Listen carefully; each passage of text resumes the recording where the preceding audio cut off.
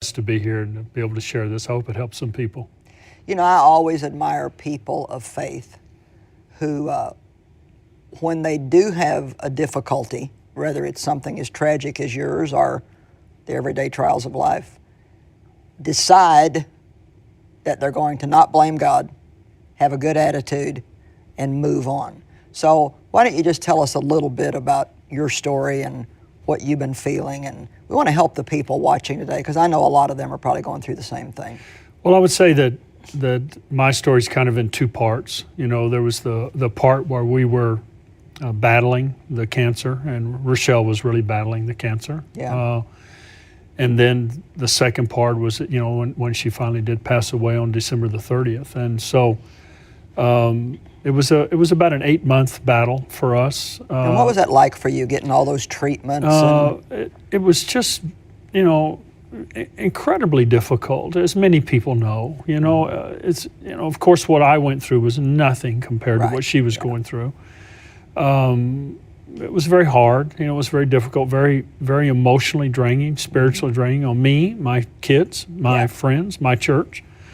It was hard on all of us, and obviously hard on Rochelle.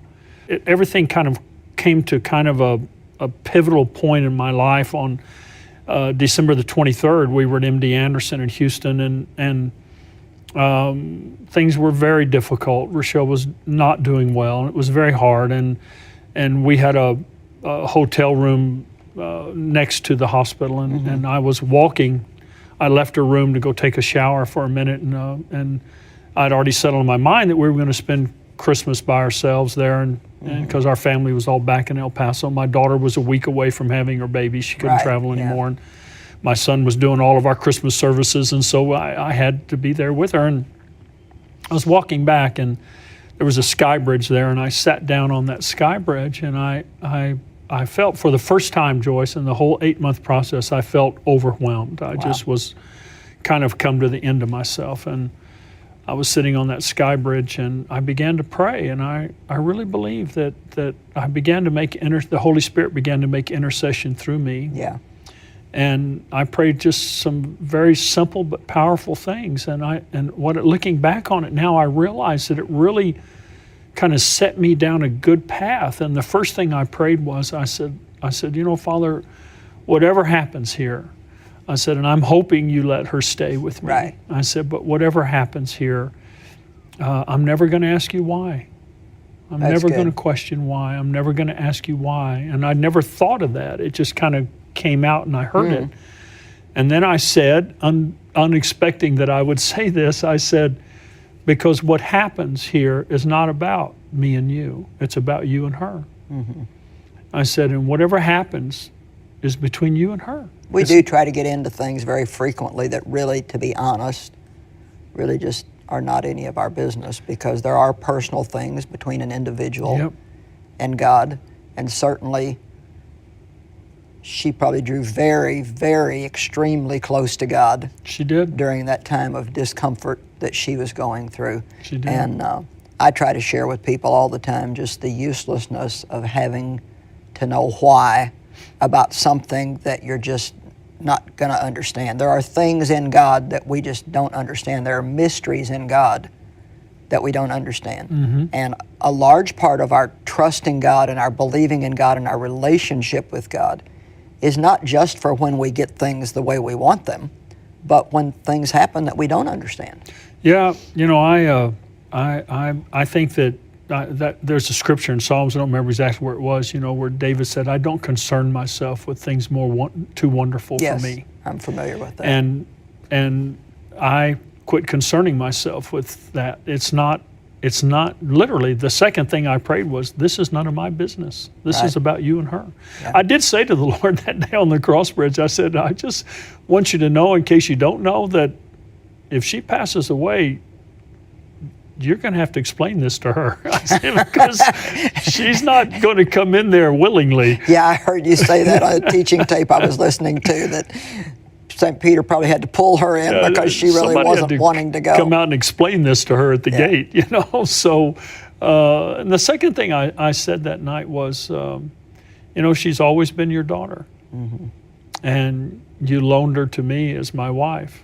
but she's always been your daughter, and she'll always be your daughter.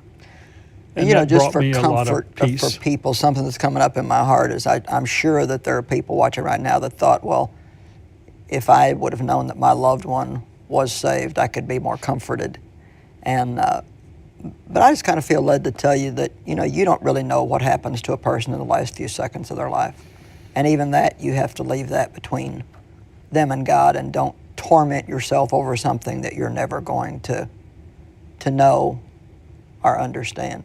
And I just want to reiterate here that I think I know I talked to you I don't know if it was the day after she died or 2 days after. The day after. The day after you called me. And I remember how just profoundly spiritually impressed, if that's an okay word to use, that I was when you told me that you had told God, I'll never ask you why. Because that is probably the number one thing that people do. They demand having an answer to something that really they're not going to have an answer for. I mean, even if you figure something out that you think suits you, it's not going to be a good answer.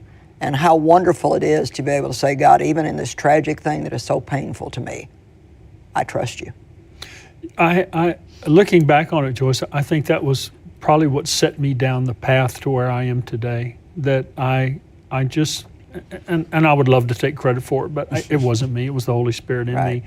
And I really believe that in making that decision, that it then opened me up to the future. I do too. Because if I had stayed there, I would still be locked back. Because I am convinced that I would still be asking God why, and He wouldn't be saying a word to me. Right. It's none of my business. Yeah. It's none of my business. And what happened there was not about me and him. It was about her and him. It is very hard to understand why someone like Rochelle, beautiful woman, being used by God, helping so many people, just really in the prime of life, would die. And then you have people that are seemingly as mean as a snake. Yep. That just live on and on and on and on. But one of the things we have to keep in mind is that God is a lot more concerned about eternity than we are sometimes. Mm-hmm. And Rochelle's future for eternity was settled. And a lot of these people who don't know Christ, theirs is not. And we need to thank God that He is more long-suffering with them and continues to give them an opportunity. We're going to return and continue talking with Pastor Neiman. We've got some other very beautiful, I think, comforting things to share with you. So be sure you stay with us. Well, certainly losing someone that you love can feel overwhelming. But God is our comforter, and He will help us through the pain of our losses. With me is Pastor Charles Neiman. Well, Pastor, we got a good start in the first few minutes of the program talking about how even though you had a terrible loss in your life of your wife of 45 years to that disease we all hate, cancer, that you made a very important decision early on, actually before she passed away, that you would never ask why.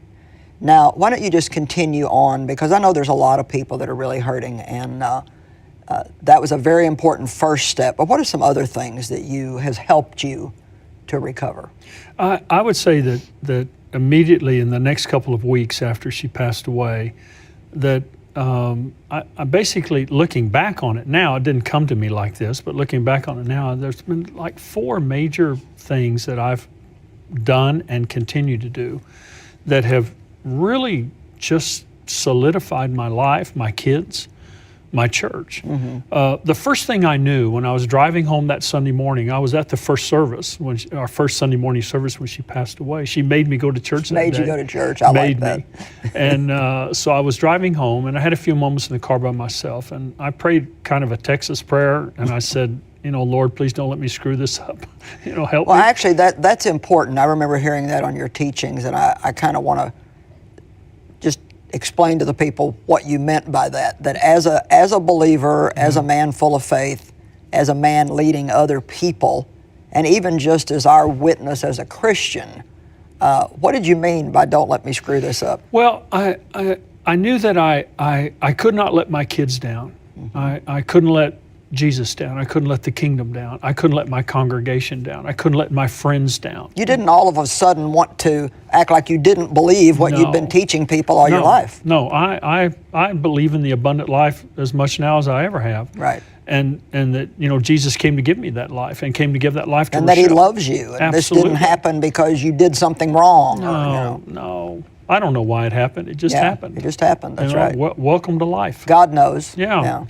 And so, you know, I just said, you know, I just don't let me. I'd seen people go through this, and I've seen them collapse and lose their faith, turn away from God, blame God. Yeah. And I'm not going to do that. You know, we have a legacy, and I have this relationship with Jesus that I am not going to let anyone steal from me. And Rochelle would be furious with me if I did, and I'm not going to do it. That's good. So. The first thing I knew, number one, I knew without the Lord having to say anything to me, I already knew this, that I had to get back in the house of God as soon as possible. Because Isaiah 40 verse 31, the King James text says, they that wait upon the Lord. But in the Hebrew it says, they that gather together before the Lord shall renew their strength. That's good. I was exhausted mentally, emotionally, spiritually. My kids were worn out. My church was worn out. My friends were worn out. Right. But me personally, I was exhausted. And yet, as you know, you can't call time out. You can't say, hold it, I'm going to, you know, everything stop, go in suspension while I recoup. No, in 20 minutes, I was going to be at home with my kids, and they were there, and they were grieving, and my friends, and I was going to have to tell the church, and here it goes. It all goes in a new direction now, and I was going to have to step up, Joyce. I had no choice. I had to step up. I wasn't going to start looking for someone else. I had to step up. I could not fail. I could not fail. That's good. And I would not. That's much better than just thinking, well, now I have an excuse to just totally fall apart. When I was in my car that day, one of the things I prayed was, I decided that in that car, I said, I'm not going to go through life with a limp. And I'm just not. Good. I'm not. And so, you know, I got home that day and started doing the things with my family I needed to do. And the next night we were having our New Year's Eve service, and you know, I had people saying, well, you know, who's going to do the service? And I said, well, I am. I'm going to do the service. And people were like, you're crazy. And I said, no, I have to get in the house of God. I have to go where the church is, because there I will get my strength renewed. There I will mount up with wings of eagles. And I did that service. I did the Wednesday night service. I did the memorial service on Friday night. I did all 4 weekend services, and I haven't missed a service since. And in fact, I've done all my services at church, and I've taken speaking engagements around America and around the world. Not because I'm running from, I'm running to. I'm running to where the strength is. And where the God strength is in the house of God. It's among God's people. And then what were some of the other The second thing that happened to me is that I went back to John 11, where Jesus raised Lazarus, and that incredible statement there where he said, I am the resurrection and the life. And you know, I'm like you, I'm a teacher. I'm always looking up words and studying words. And I looked up that word resurrection, and Jesus said, I am the stand up and the recovery. I am the stand up. And I realized for the first time in my life that when you get knocked down, and I hear people say, Pastor, and they mean it. They say, Pastor, I just can't get up. And I know that feeling. And you can't by yourself. You can't. And then I realized for the first time in my life, I don't have to get up. He's in me. And if I will let him, he will get up. And when he gets up, I'll get up with him. He'll pull me up with him. And so I was in my bedroom one night crying and feeling bad and hurting, and I started meditating on that verse, and I got up out of my bed, and I purposefully imagined inside of me, it wasn't like a vision, I did it myself, and I saw Jesus stand up. And when he stood up, I stood up. That's good. And that he is my recovery. And then he said, I am the resurrection and the life. And the word life means I am the life that satisfies, dwelling in that life. And I had to say this, Joyce, and it was a very powerful statement, and I really pray people hear me when I say it, because what I said then was, I said on Sunday morning, December the 30th, Rochelle left me, but he did not. Right. And I cannot say, and we cannot say, and I know why people say it, I really do, but I could not say, I can't live without her. She did not give me life. Right. He gives me life. And She left, but he did not. And so I had to take that burden off of her, Right. that she was the one that I live for, and I had to put it on him because he's the one that he's the life that satisfies. And I think people even have to be careful about developing a mindset as the years go by that, well, my kids are my life, or my spouse is my life, or my ministry is my life, or my business is my life, because none of those are our life. They're part of the life that God gives us, but he is our life. And I thought that was also a very good point that you made, that we have to realize that it's not people who hold us up and keep us going. They encourage us, they edify us, we love them, we enjoy them. Absolutely. They encourage us, but Jesus is our life. He is that life that satisfies, and by reminding myself of that in a greater way than I've ever understood it, then I was able to keep going forward. And then the next thing was, 2 Corinthians 11, it goes back to what happened to me on the Sky Bridge, but Paul makes that list of all the things that happened to him, beaten, robbed, all that amazing list. And I was looking at it one night and I thought, he never said, why me? Yeah. And if there was ever anybody that could have said, hey, why me? Why not Peter? Peter's the one that denied you. Remember him? Yeah. What about Thomas? Why isn't Thomas getting beaten with rods? Why me? I've never denied you. Right. And he never said that. He never said, why me? And I thought, I'm not going to say why me, because it wasn't me. It was Rochelle. That's good. That's very good. It wasn't me. And then the last thing is, he took me into 1 Samuel 30 with David at Ziklag, and he was having a good, life was good. David was doing good. In chapter 29, it said he was living upright. And I've always known, as you do, that sometimes really crummy things happen to good people. Right. Right. They just crummy things happen to good people. Yeah, they do. Things you can't explain. Can't explain. And that day, the Amalekites came in, took their sons, their daughters, their wives, burned their house, took all their possessions. Horrible, horrible day. And it says that the people turned against David. They all wept until they could weep no more. And then the men turned against David, and they were going to stone him. And it says, because the hearts of all the men became bitter. Right. And Joyce, I knew from personal life experience the danger of bitterness. And there's two negative human emotions that are spoken of as having a root. One is the love of money, the other one's bitterness. Yeah. And roots, as we know, you plant a tree in the backyard and the roots come up in the front yard. Yeah. And I've seen bitterness start in an area of life where people can justify it. They can justify it, totally justify their bitterness. But 10 years, 20 years, that bitterness is spread into every area of their life. The dictionary defines bitterness as intense hostility. Right. And people become hostile. They become angry, and Mean. they begin to take it out. And you end up 15, 20 years, nobody's around you anymore. Nobody wants to be there. They still love you, but they don't want to be around you anymore. And I think David saw that. I saw that. And I've had guys ask me, say, how are you dealing with bitterness? And I said, I don't have anything to be bitter about. That's good.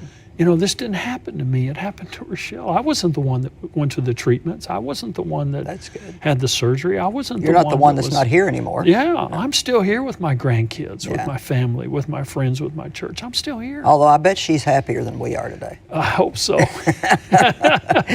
I'm sure in the presence of God that she's happier than we are. She's dancing like crazy. Well, sadly, Charles, we're running out of time here, so I want to just Okay. make a couple of comments here to bring comfort to the people that are watching. God is a God of justice. And I love that aspect of God's character, that no matter what unjust thing may have happened to you or like you, if you will keep the right attitude and not get bitter, and not say why me, not get into why, God will bring justice in your life. I can promise you. It's another way of saying God will make it up to you. I was abused in my childhood, and God has so made it up to me. And I've already heard you say a couple times that some really great things have happened to you. Just God's way of showing, I'm gonna make this up to you. I'm gonna help Absolutely. you. Charles, thank you so much for being